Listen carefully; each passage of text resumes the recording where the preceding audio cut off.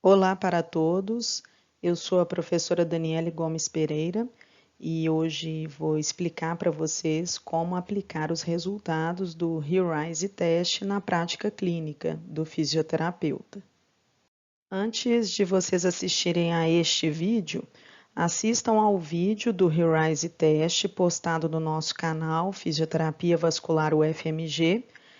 Ele está postado com o nome HERISE Test para vocês entenderem a aplicação correta do teste que avalia principalmente a resistência muscular de membros inferiores. As variáveis derivadas do HERISE Test são o número de repetições, ou seja, o número de flexões plantares que você faz até o término do teste, o tempo de execução em segundos e a taxa de repetição dada pela divisão do número de repetições pelo tempo de execução em segundos. É importante ressaltar que o número de repetições e a taxa de repetição são as variáveis mais relevantes para a avaliação dos pacientes com doença vascular.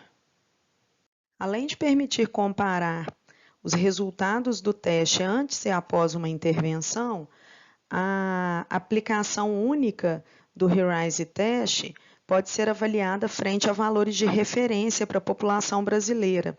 Esse artigo, ele mostra os valores de referência do HERISE Test para a população brasileira, para homens e mulheres na faixa etária adulta. Com esses resultados, numa única aplicação, é possível você avaliar se o paciente com doença vascular ele realizou o teste num desempenho parecido, melhor ou pior ao seu par sem a condição de saúde. Aqui está a tabela de referência do HERISE Test para homens por faixa etária de 10 em 10 anos. Nós temos o número de flexões plantares, o tempo em segundos e a taxa de repetição.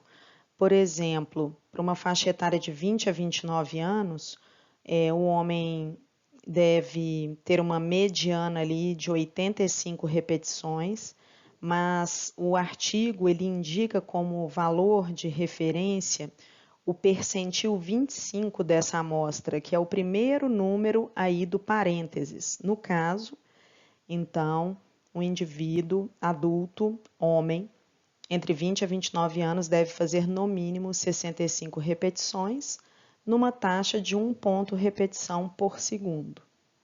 Aqui nós temos a mesma tabela para valores de referência para as mulheres. Como exemplo, eu vou colocar a faixa etária entre 50 e 59 anos. O valor de referência deve ser 39,2, como não tem repetição fracionada no HERISE Test, seriam 39 repetições e uma taxa de repetição de 0,84 repetição por segundo. Vamos praticar um pouco aqui a interpretação dos resultados do HERISE Test. Então, uma mulher de 43 anos realizou o teste, fez 62 repetições em 45,13 segundos e obteve uma taxa de repetição de 1,37 repetições por segundo. O valor de referência para repetição, percentil 25 para essa faixa etária, entre 40 e 49 anos, é de 45. Portanto, essa mulher tem um desempenho bom, né, para número de repetições, está acima de 45 repetições. E a referência para taxa de repetição é de 0,79.